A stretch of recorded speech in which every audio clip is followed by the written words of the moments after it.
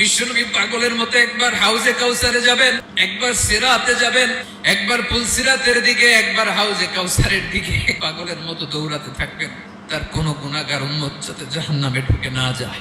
কিয়ামতের ময়দানে বিভীষিকাময় সময়ে মুসিবতের কালে মানুষগুলো পাগল হয়ে বিশ্বনবীকে খুঁজতে আরম্ভ করবে।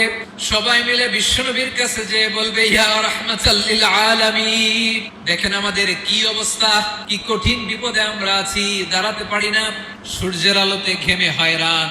বিশ্বনবী মাকামে মাহমুদে যে আল্লাহু আকবার বলে সিজদায় লুটিয়ে পড়বেন, বিশ্বনবী এমন ভাবে অজর দ্বারায় সিজদায় লুটিয়ে পড়ে কাঁদবেন, রব্বুল আলামিনের রহমতের দরিয়ায় জোশ লেগে যাবে। রব্বুল আলামিন এই দৃশ্য থেকে সহ্য করতে পারবেন না। রব্বুল আলামিন বলবেন, ইয়া মুহাম্মদ ইরফা রাসাক, ও নবী আপনি মাথা তোলেন, আপনার কান্না আমি সহ্য করতে পারি না, আজকে আপনি যা চাবেন তাই দেব। ওয়াশফা তুশাফা, যার জন্য সুপারিশ করবেন তার সুপারিশ কবুল করবেন।